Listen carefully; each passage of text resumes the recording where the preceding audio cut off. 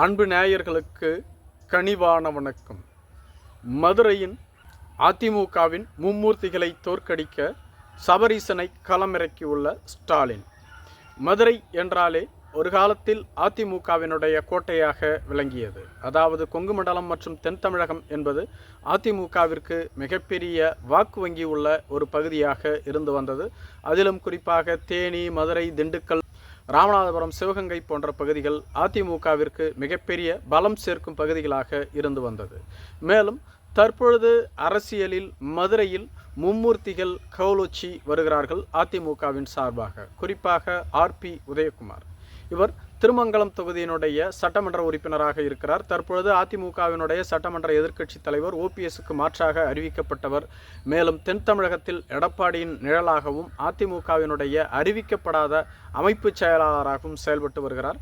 தென் தமிழகத்தில் எந்த மாவட்ட செயலாளர்களையும் இவர் மதிப்பதே இல்லை என்ற இவர் மீது ஒரு குற்றச்சாட்டு இருந்து வருகிறது. மேலும் இவரை தொடர்ந்து செல்லூர் ராஜு.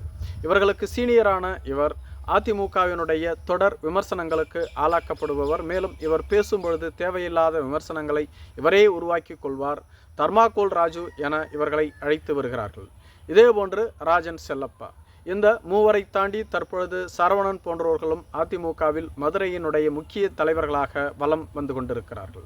குறிப்பாக செல்லூர் ராஜு மதுரை மேற்கு தொகுதியில் போட்டியிட்டு வருகிறார். இவரை எதிர்த்து ரகுபதி பாலாஜி திமுகவின் சார்பில் போட்டியிடுகிறார். மதுரை மேற்கு தொகுதி என்பது எம்ஜிஆர் அவர்கள் போட்டியிட்டு வெற்றி பெற்ற தொகுதி.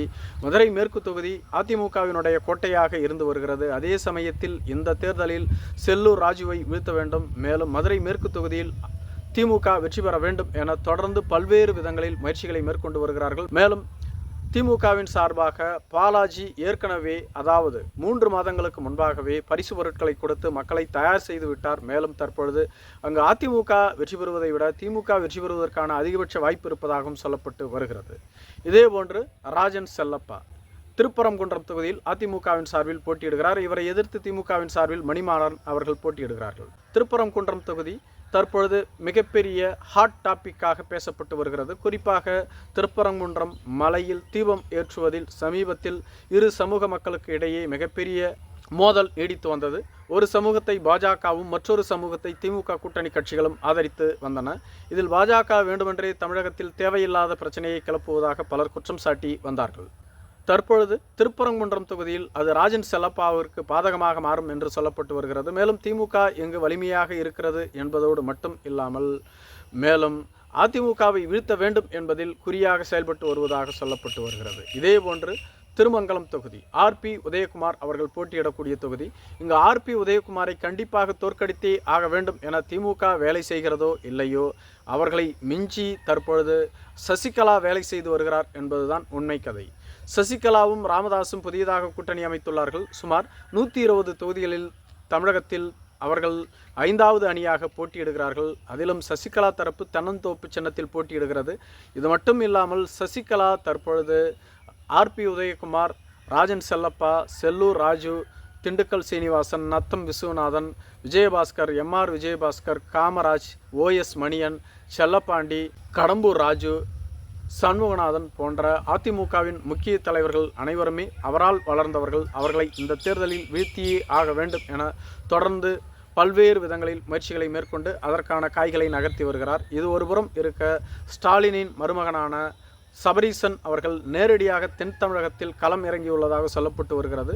கடந்த தேர்தலில் தென் தமிழகத்தில் திமுக மிகப்பெரிய வெற்றிகளை குவித்தது. அதிமுகவை விட அதை மீண்டும் தக்க வைத்துக் கொள்ள சபரீசன் களமிறக்கப்பட்டுள்ளார். மேலும் ஓபிஎஸ் திமுகவில் இணைந்ததன் மூலம் தென் தமிழகத்தில் திமுகவிற்கான வாக்கு வங்கி உறுதியாகிவிட்டது என பலர் கருதினாலும் கூட தற்பொழுதைய சூழ்நிலையில் ஒரு சில மாற்று கருத்துக்கள் நிலவுவதாக சொல்லப்பட்டு வருகிறது. மேலும் சிறுபான்மையினர்களுடைய வாக்கு வங்கி இவர்களுக்கு கிடைக்காது என்றும் சொல்லப்பட்டு வருகிறது. இவற்றை அனைத்தையும் சரி செய்து வரும் தேர்தலில் தென் தமிழகம் மட்டும் இல்லை, தமிழகத்தில் 180 தொகுதிகளுக்கு மேல் திமுக கூட்டணி வெற்றி பெற வேண்டும் என சபரீசன் டீம் களமிறங்கி செயல்பட்டு வருவதாக சொல்லப்பட்டு வருகிறது.